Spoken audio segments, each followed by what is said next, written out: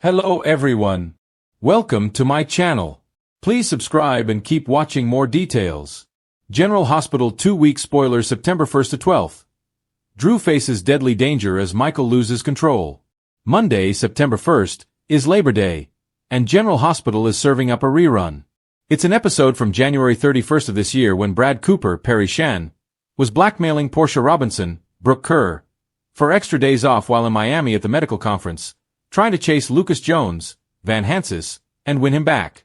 Of course, that is when Marco Rios, Adrian Anchando, and Lucas met for the first time. Lulu Spencer, Alexa Havens-Bruning, talks to Laura Spencer, Jeannie Francis, about telling Dante Falconeri, Dominic Zamprogna, she's still in love with him. She thinks enough time has passed after Sam McCall's, Kelly Monaco death, but really not, and it's not going to work out that well. Dante, meanwhile, is angry at the PCPD because Anna Devane, Finola Hughes, will not let him help in Sam's murder investigation. Of course she won't, and she won't even let him see the case file. Plus, Ava Jerome, Maura West, and Rick Lansing, Rick Hurst, are pressuring Sonny Corinthos, Maurice Bernard, to take a deal in the Avery Jerome Corinthos, Ava and Grace Scarella, custody case because of the penthouse bombing. The last thing on this rerun episode, Cody Bell, Josh Kelly, and Brooke Lynn Quartermain, Amanda Seton, are talking about her teen pregnancy with Dante. Cody Bell, Josh Kelly, knew all about it and has this whole time. On Tuesday, September 2nd, we're back with a brand new episode of General Hospital. We've got Elizabeth Weber Baldwin, Rebecca Herbst, defending Willow Tate, Caitlin McMullen, but Carly Corinthos Spencer, Laura Wright, tells Liz if Willow believes anything Drew says, that's on her. Carly is also going to issue a warning, and she may repeat what she said to Drew. Maybe she's warning Liz not to get in too deep with Willow, or she may call up Michael and reveal that Drew came to her, too. This is getting messier by the minute. Willow tells Harrison Chase, Josh Swickard, she is going to get her kids back. I just wonder if Chase is going to be horrified that she's thinking about a Drew reunion. I mean, maybe Chase can get her to see reason. Michael tells Christina Corinthos Davis, Kate Monsey, that Willow made bad choices and now has to live with the consequences. Rocco Falsaroni, Finn Francis Carr, and Danny Morgan, Asher Jarrett and Tonneson, tell Sonny they saw a body in the water, and it is Jen Sidwell, Carlo Rota. Violence rocks Port Charles on General Hospital. Also on Monday, a spoiler says there's a shocking act of violence. So, I don't know if this is a second act of violence, or maybe we're going to get a replay of what happened to the judge. I feel certain that Sidwell had her murdered and tossed in. Trina Robinson, Tabiana Ali, tells Kai Taylor, Jens Austin Astrup, that he can save somebody, not Stella Henry, Vernee Watson, though, her mother, Portia. I wonder if Trina wants him to get the files that Drew has about the tests that she tampered with that he got from Selena Wu, Lydia Look, who got them from Brad. Curtis Ashford, Donnell Turner, visits Alexis Davis, Nancy Lee Grahn. He goes to see her about Stella Henry and about Drew and thanks her for getting Stella out on bail. But Alexis tells Curtis she doesn't think this is over because Drew will never let it go. Sonny gives somebody bad news, and he may tell Michael that his custody judge is dead. Anna and Dante on the case. Wednesday, September 3rd, we've got Anna and Dante responding to a 911 call. I'm assuming it's about the judge in the water. If Sonny had found the judge alone, he might have just gotten rid of the body. But with Rocco and Danny there, he can't do it. There's also some more violence coming to Port Charles. Michael confides in Brooke Lynn and I wonder if he's going to tell her about the dead judge and about the bribery thing that Drew has brought to him. BLQ might give Michael her opinion on whether she thinks Sonny actually did this. He told Michael he didn't. There is an announcement coming from Portia. I wonder if she's going to tell Curtis or Trina that their marriage is officially over.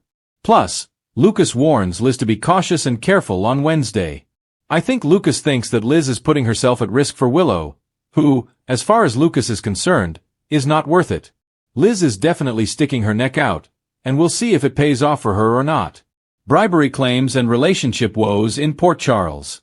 Thursday, September 4th, Anna and Chase talk to some suspects, presuming it's about the judge. If she circles around to talk to Drew and Willow, that'll be interesting because both of them would have a motive to hurt that judge, maybe revenge over the ruling. But you can bet Drew will probably tell the PCPD that Sonny bribed the dead judge and is cleaning up his mess. Since Michael and Sonny aren't playing ball with Drew, Why wouldn't he do this, you know? Plus, he may think, oh, we can get a faster hearing since the judge is dead. We'll see. Michael and Sonny definitely have a motive if that bribery stuff gets out. Jordan Ashford, Tanisha Harper, listens as Curtis opens up. Curtis and Jordan reunion coming on GH? I think he's going to tell Jordan about his marriage to Portia and him walking out on her and things falling apart. I think we're counting the minutes until Jordan and Curtis do the same thing that Portia and Dr. Isaiah Gannon, Randy Wilson, did. Nina Reeves, Cynthia Watt-Rose, makes a risky choice. I'm sure it's something desperate about Willow and Drew Kane. News of the violent act ripples through Port Charles, most likely the judge, but Drew is on borrowed time right now, also. Trina is really rattled, so I wonder if Kai is going to tell her that he heard her dad, Curtis, threaten to kill Drew. Kidnapping, manipulation, and shocking revelations. Friday, September 5th, Lulu and Michael talk at GH sometime this week. Jason Morgans, Steve Burton in for a shock, and I wonder if Britt Westbourne, Kelly Thibault, is going to bring him to Jocelyn Jacks, Eden McCoy. Danny said his dad's back soon, but not yet. Vaughn, Bryce Durfee, and Jocelyn are scared they're about to be killed. Britt saw them and left them there, but I'm sure she's going to be back to get them out. She just couldn't do it right that second, so she ran off before she was busted. Willow and Alexis are talking at GH this week. I wonder if Willow is telling Alexis she can't get a hold of Rick. You know, she might want to talk to him now that their custody judge is dead. So, this is kind of bad timing for kidnappers Alexis, Christina, and Ava. I wonder if they're going to get Rick's phone and send some texts out to Willow. Michael gets some new info, and Alexis is stunned on Friday. Again, this could be about the dead judge that impacts the Rick kidnapping that she's engaged in. Plus, Jack Brennan, Chris McKenna, manipulates Anna, and this may be about Jocelyn. The week of September 8th through the 12th, I think we're going to see Jason enlisted in Britt's effort to rescue Jocelyn and Vaughn. They should be out of there pretty soon, but they haven't gotten really any answers that they were sent there to get. Obviously, Britt is not going to leave them there to die, but she also can't really leave Croatia, and Jason's her best option, no stranger to chaos. But this week, the storm brewing between Drew Kane and Michael Corinthos threatens to turn deadly. What began as a business rivalry has spiraled into something darker, a tangled mess of betrayal, secrets, and fury that no one can contain. As Drew finds himself in grave danger, Michael's tightening grip on power, and his own temper, could cost him everything he's tried to protect. The breaking point. It all begins at Aurora Media. Tensions between Michael and Drew have been mounting for weeks as Drew's decision-making becomes increasingly erratic. Ever since his return from Pentonville, Drew hasn't been the same. Haunted by nightmares, driven by guilt, and distrustful of everyone, even his own family, he's been spiraling towards something destructive. Michael, desperate to maintain control of both the company and his fractured family, tries to reason with Drew. "You're pushing everyone away," he warns, his voice shaking with anger and fear. But Drew, jaw clenched and eyes cold, fires back, "I'm not the one who's been lying to his family to keep the empire afloat." Their argument turns explosive as old wounds resurface, including the still raw memory of Carly's sacrifices for both men. Michael accuses Drew of letting his trauma cloud his judgment, while Drew accuses Michael of becoming just like Sonny, ruthless, impulsive, and consumed by control. What neither man realizes is that someone is listening from the shadows. Valentine Cassadine. Valentine's calculated move. Valentine has been quietly circling Aurora, waiting for the perfect opportunity to strike. He's aware of Drew's instability, and Michael's growing desperation, and he plans to use both to his advantage.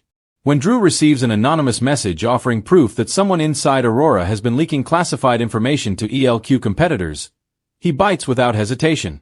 The sender lures him to an abandoned warehouse on the outskirts of Port Charles. Drew doesn't tell anyone where he's going, not even Carly, and by the time he realizes he's walked into a trap, it's too late. Valentine steps out of the shadows, calm as ever, and greets him with a smirk. Always the hero, Drew. Always charging into danger head first. But Drew's not in the mood for games. He lunges at Valentine, demanding answers. Valentine, with characteristic charm, reveals that he didn't come to fight, he came to negotiate. "Aurora's future is hanging by a thread," Valentine says. "You and Michael can't even look at each other without seeing an enemy. Maybe it's time someone else took control." Before Drew can respond, a masked gunman bursts through the door, and Valentine's smirk fades into genuine alarm. The trap wasn't his. Someone else has targeted Drew. A bullet and a betrayal. Gunfire erupts. Drew dives for cover as Valentine scrambles for his phone, shouting for backup. When the smoke clears, Drew is down, bleeding, clutching his side. Valentine rushes to his aid, pressing his jacket against the wound. "This wasn't me," Valentine insists. "You have to believe that." Drew, weak and gasping, manages to whisper, "Then who?" Valentine doesn't have an answer, but in the distance, a figure slips away unnoticed. Back in Port Charles, Michael receives a cryptic text. "You wanted Drew out of your way. Consider it done." The blood drains from his face as he stares at the message, realizing someone has taken his feud with Drew to a deadly level. Carly's fury. When Carly learns Drew's been shot, she rushes to General Hospital in a panic. Her world feels like it's collapsing all over again. She demands answers from everyone. The PCPD, Valentine, even Michael. "Tell me you had nothing to do with this," she pleads, eyes brimming with tears. Michael hesitates, not because he's guilty of pulling the trigger, but because he knows his actions help fuel the fire. His silence is enough for Carly to see the truth. "You went too far," she says, voice trembling. "You couldn't control your anger, and now look where we are." As Drew lies unconscious in surgery, Carly makes a vow. She won't let Michael's obsession with power destroy the people she loves. The PCPD investigation. Dante and Anna quickly take over the investigation, piecing together fragments of evidence from the warehouse. A spent shell casing, a trail of footprints, and a partial security recording showing Drew's arrival, but no sign of the shooter. Anna's instincts tell her this isn't just about business. "Someone wanted Drew silenced," she says. "This feels personal." Meanwhile, Dante questions Valentine, who insists he was set up. "You know me, Dante. If I wanted Drew dead, he wouldn't still be breathing." But the PCPD soon uncovers something shocking. A transfer of funds from an anonymous offshore account linked to Michael's digital signature. When Dante confronts him, Michael is blindsided. "You think I hired someone to kill Drew?" he explodes. "He's my family." Yet the evidence says otherwise. Someone is framing Michael, and they're doing a good job. Michael's downward spiral. The pressure becomes unbearable. Between the guilt, the suspicion, and his own paranoia, Michael begins to unravel. He lashes out at Willow, accusing her of siding with Carly and Drew. He even snaps at Sonny, declaring, "You taught me how to fight for family, but all I've learned is how to lose it." Willow, heartbroken, tries to reach him. "You're not your father," she whispers. "But if you keep going down this road, you will be." Michael's eyes fill with tears, but he turns away, too ashamed to face her. A shocking twist.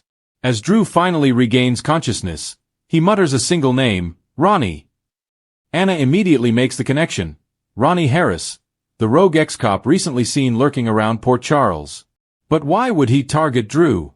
Valentine believes Ronnie may have been hired by a third party, someone with deep pockets and a vendetta against both Aurora and the Quartermain family.